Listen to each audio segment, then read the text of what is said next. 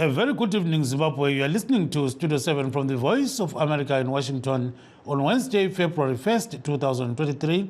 This is the Diaspora Forum. I am Kip Stube.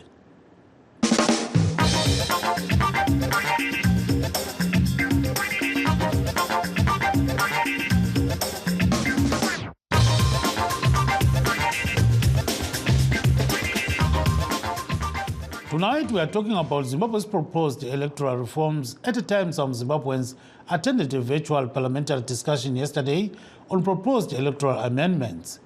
But first, let's take a look at what is happening in Zimbabwe. The country's Information Secretary, Nick Mangwana, posted a message on Twitter today indicating that President Emmerson Mnangagwa hosted President Alexander Lukashenko in Victoria Falls before he headed home. President Mnangagwa told the Minister of Information in Victoria Falls that Zimbabwe and Belarus have cordial relations backdating to the Southern African nation's pre-independence liberation struggle of the 1960s. That's how we began these relationships. Then in 2019, when I was president, I visited and we struck this kind of friendship. But thereafter, there was COVID, which stopped him coming here. We cancelled twice because of the prevalence of the pandemic. Now we felt the pandemic had gone down. That's why he has come. We would want to develop very close relations with Belarus, especially in agriculture.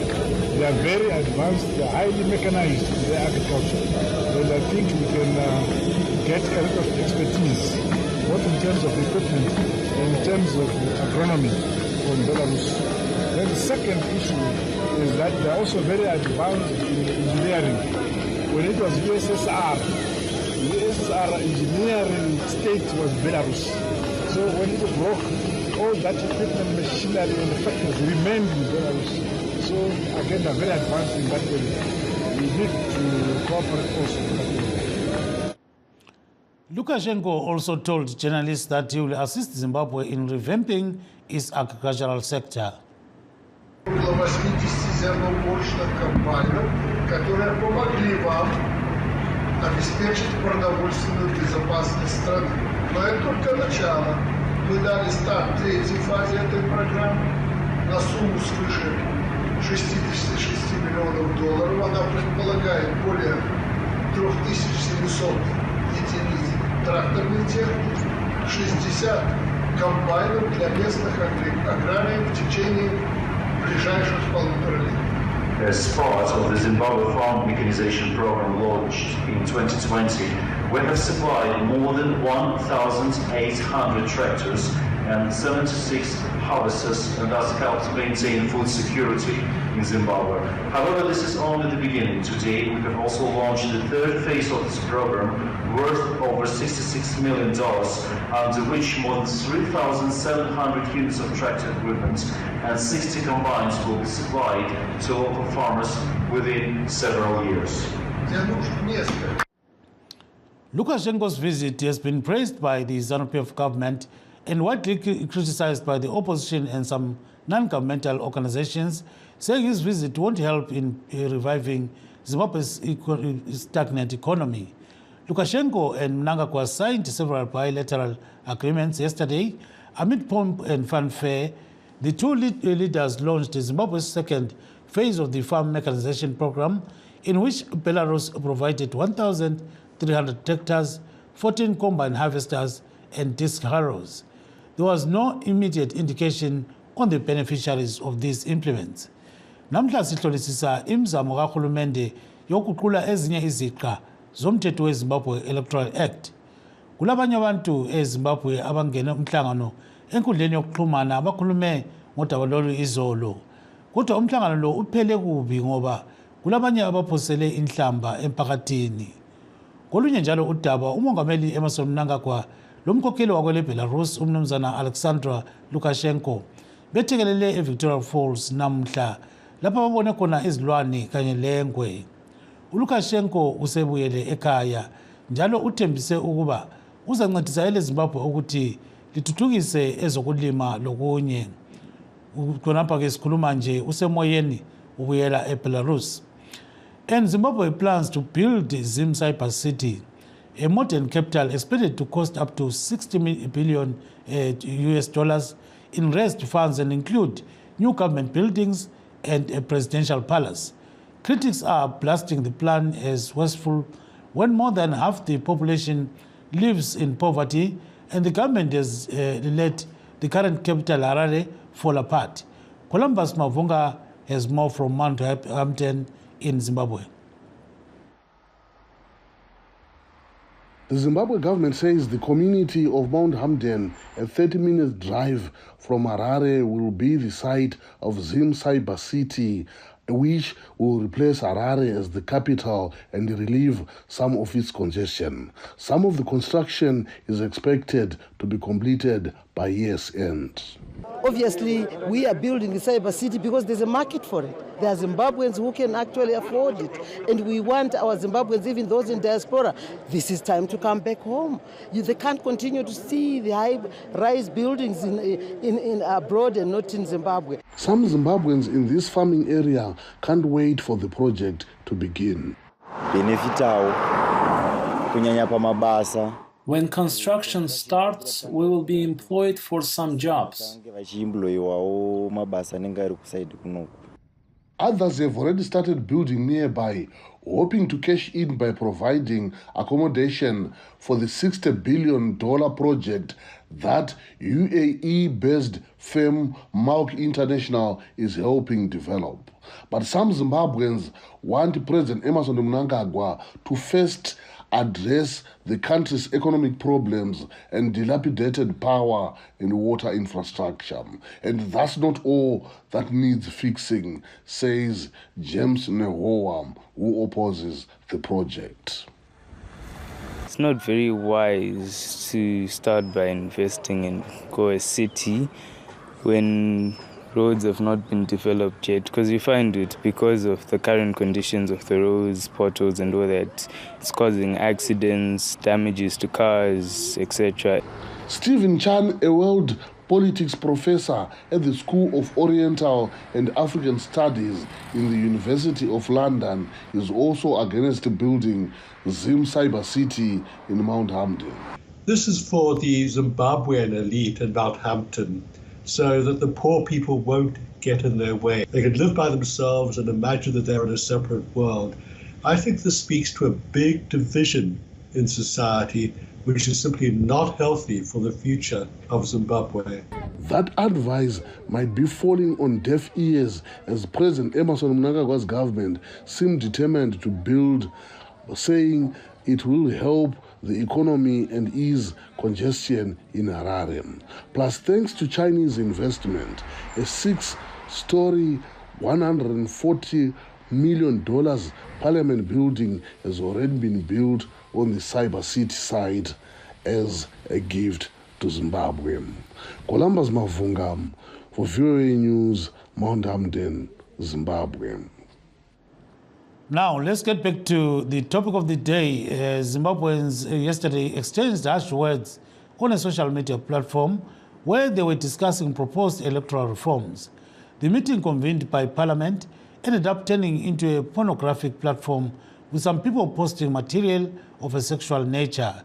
The proposed electoral reforms include increasing the youth and women quotas in Parliament, blocking the use of driver's licenses as a form of identification during the polls, among other issues.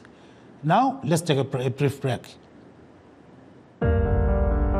In times of change, when the world seems uncertain and what we hear doesn't reflect what we see, we seek the truth. When we are told only part of the story, we lose trust.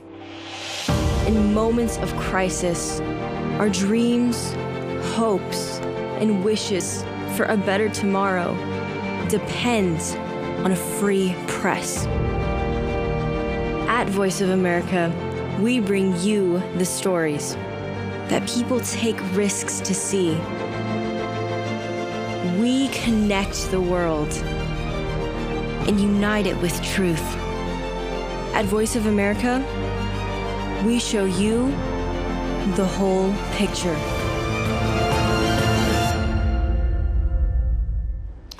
Joining us right now to discuss this issue, we have Felix Tlahamangwe and Diweni, who is a traditionalist, and Mr. Simba Mavaza, who is a ZANU-PF activist based in the United Kingdom. Welcome to the program, Babon Diweni.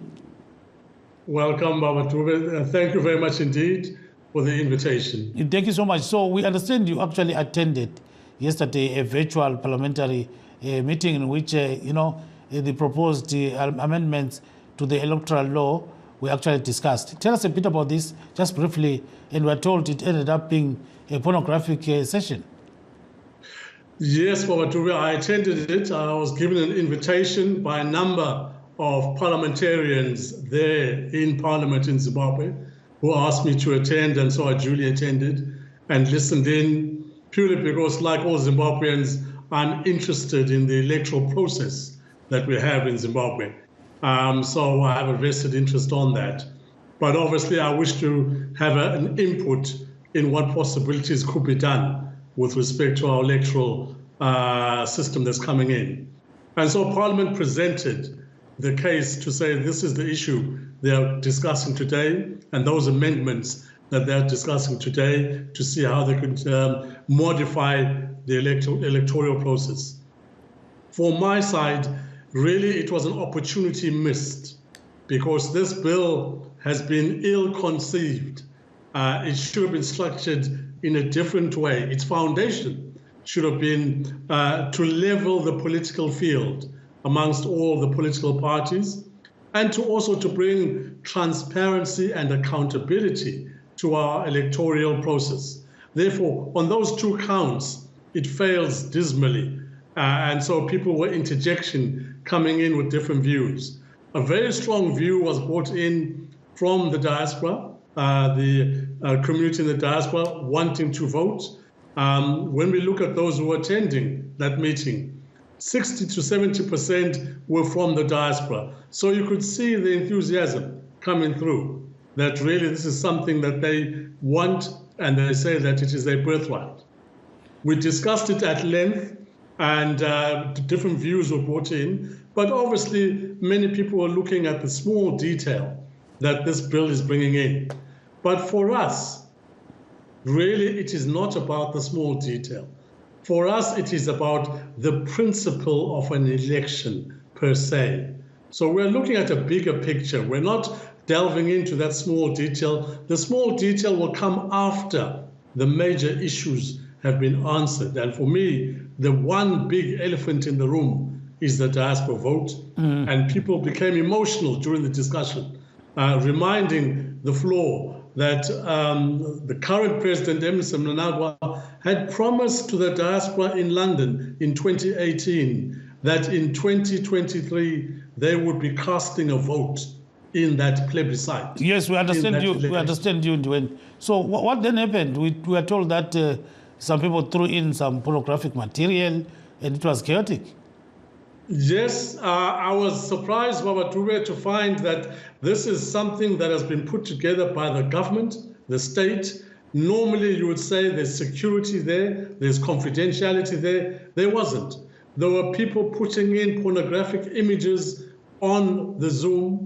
The administrator of the meeting had difficulty in controlling the meeting and even had difficulty in removing those who were doing such terrible things to the meeting. And so I was very, very disappointed to say, in an issue that is so fundamental to the country, we then have this. I was very disappointed, very, very disappointed. Yes, Baban Dwayne, just hold on there. Let's bring in Mr. Simba Mavaza, who is a ZANU-PF activist based in the UK. Welcome to the program, sir. Thank you, Gibbs. Welcome. Thank you so much. So there was this meeting, virtual meeting yesterday, being driven by Parliament. So we are told that it was an opportunity that was lost, because it was chaotic. So at the end of the day, what can you say as a representative of ZANU-PF in London about such kind of meetings and demands by the diaspora to have a diaspora vote? So just briefly. And to start with, it was so disappointing to see people deliberately trying to destroy what has been built for so long, the electoral reforms. The meeting yesterday virtually meant to say everybody in diaspora, in Zimbabwe, wherever you are, you could attend the meeting, constructive criticism, constructive contribution towards the reforms. The point I want us to understand in brief, Gibbs, is that there are 10 priority reforms which have been put by the opposition, by some members of the party, and by the EU. And these aim to align the Electoral Act with the 2018 Constitution, which is the one we use now. And this strengthens the independence of ZEC and increasing its information sharing so that ZEC can be independent, cannot be controlled by, nobody will be blaming ZANU-PF or the government if ZEC makes a decision, because it will be standing on its own, and it must be transparent, and ZANU-PF is for that as well. And again, it was a point where everybody, everywhere, regardless of your position in society, you could log in, discuss, and do this. But unfortunately, there were people, I cannot tell you which party are they from, because they did not put their party names. But I can tell you that since independence, since MDC was formed and CCC was formed, they had never proposed a reform in parliament. They'd never. They only start making noise about the reform towards the election and to the EU. So in other words, that's food for thought. But for yesterday, we are so disappointed as ZANU-PF. We'd never seen such inhuman disrespect and profanity being forwarded by our fellow Zimbabweans. But in fact, Mr. Mavaza, maybe the government should have protected the whole kind of discussion through taking some corrective security measures. If, let's say, a presenter can't even remove somebody, then that becomes a problem, like what Mr. Ndiweni is saying. So it's all up to the government to control its platforms, right? Just briefly there. Yeah. But sometimes, you know, if the government controls any platform, people are the first to complain. It was too controlled. We're not allowed to contribute. I was removed before because I criticized them. We wanted to have a democratic, open discussion. We believe that Zimbabweans, we are now mature. You see, when we talk of electoral reforms, there is more to it than that. There is more to the electoral process. It's to improve voter registration. Yes. Transparent. All these things are to be done. So yesterday was a test case to show that are we Zimbabweans as people prepared to do these reforms? Yes, we can hear you, Mr. Mavaza. Just hold on 1 second. I've got a caller from South Africa. Oh, yes, I'm listening. It sounds like you're talking to so many people. Yes, issue. yes, how are you doing? Yes. I'm listening. I'm hearing you. Yes. Okay, who am I talking to? Who am I talking to? Sandile Lukodro. Yes, go ahead, Sandile. Yes. Yeah, man, you know, we are not happy as Zimbabweans. You know, living your beloved country whom you grew up on, enjoying all the lifestyle and the like, and then everything just, you know, changed into the situation where it is now. Mm-hmm. You know, you feel ashamed to call yourself a Zimbabwean right now. It's a pain, really. More people suffering, and they are not. Very few are still staying there who are living under those harsh conditions of the ZANU-PF. I'll never lie on that issue. Yes, so, without changing that government, really, I do not think anything will happen. Those people are too old enough to be ruining, dismantling each and every part of the country. It's totally dead. Right. Totally dead. Yes, really. Sandile, we can hear you, but there are some attempts to actually, add some amendments to the Electoral Act, and that includes the youth and women's quotas to be increased, and then for people not to use their driver's licenses when they are voting, and that people who are convicted of any crimes not to contest the elections. So what do you think about these changes that are being proposed? I'm just following everything through my phone. I've got a phone here on the app, the Moya app. Yes. You know, reading each and every pages of Zimbabwe, you really feel sad. You really. Right now, we're leading to the elections this year. I don't know whenever they'll happen or not. Mm-hmm. Victimizing people is another crime which is not going unattended by the ZANU-PF. Recently, I saw people from this new party for Chamisa, another group of 27 elderly people, Oko, being beaten, of which this ZANU-PF is still into those ways, brutalizing innocent souls. Yes, siyakuzwa Sandile kodwa ke ngamafutshane ngiyakunika 1 minute nxa ungakhuluma khonokho ngesindebele ukuthi khonokho okuzama ukuthi bakwenze uguqula umthetho we-Electoral Act ukubona njani? Umthetho lo kumanje mangithi ngibhekile ngilandelela kahle nothi ukubheka ne. Ayiphumi ilona ye-electoral reform yona le bathi isesezandleni zakhe ngikhuluma namhlanje bengiyifunda futhi. Why kufanele iye ezandleni zikaMnangagwa kunokuthi iye webathi ZEC ngoba yibona abazi they must do the right thing, but now they are scared nxa ngibhekile mina lento ezakalayo besaba yiyona iZANU-PF ngokwayo.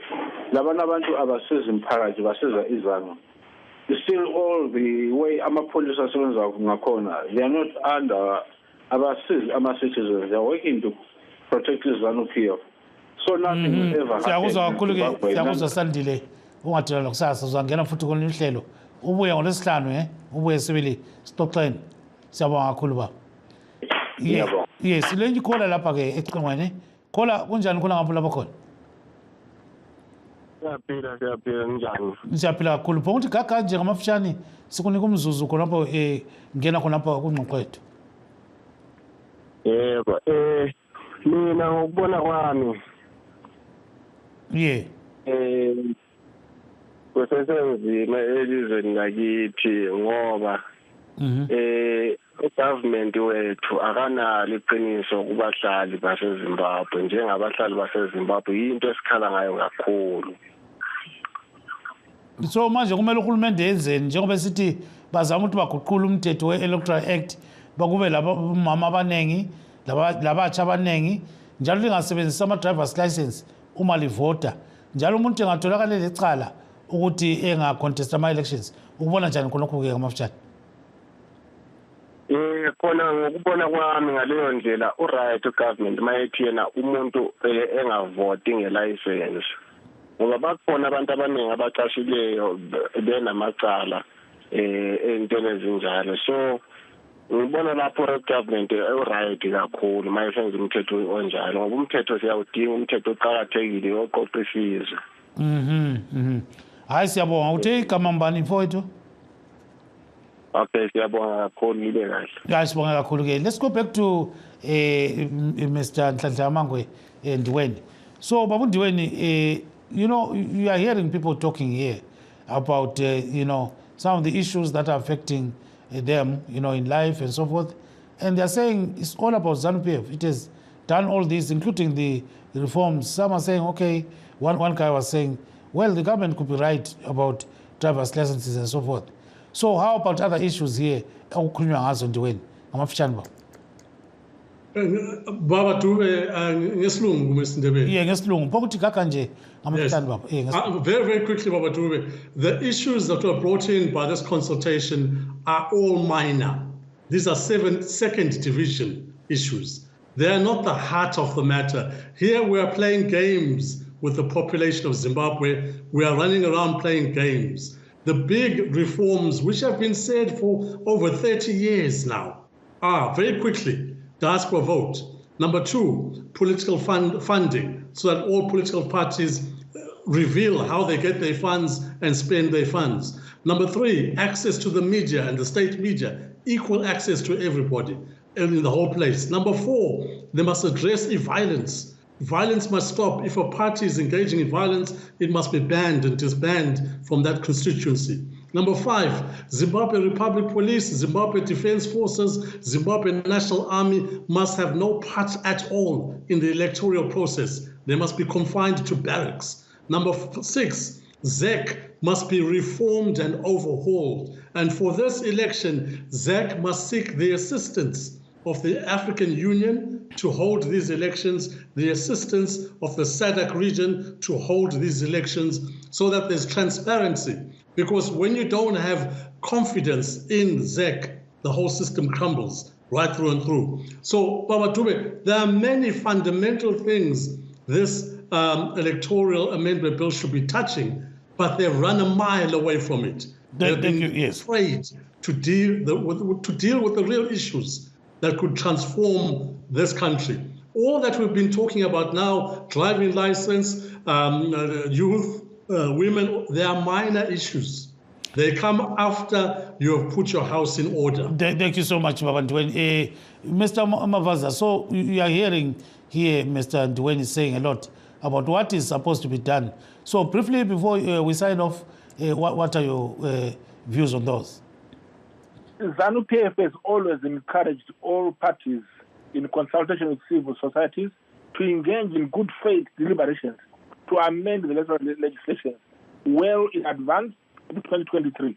So we have gone a step ahead, called people to start an indaba like yesterday one, and we had these people disturbing it. Yes, so what you can do, go ahead in Shona. Can you say something in Shona about that? Yes, go ahead. Musangano weZANU-PF musangano unoda kugutsa ruzhinji uri kumirira kuti mapato akasiyana-siyana nevamwe vemapato asiri ezvematengero enyika tiuye pamwe chete tibatsirane kuona kuti tingagadzirise papi nyaya yekuvhota nenyaya yekuti tivhote pasina dambudziko, pasina kupokana. Chepiri, pane mutauri afona uya kuti ndoda kuti ndingoti nemazwi macho mashoma. Mutauri hapana zvaataura. Tikutaura nyaya electoral reforms panapa, iye akutaura nyaya dzisina nemusoro dzekuti ZANU ngaibve pachigaro.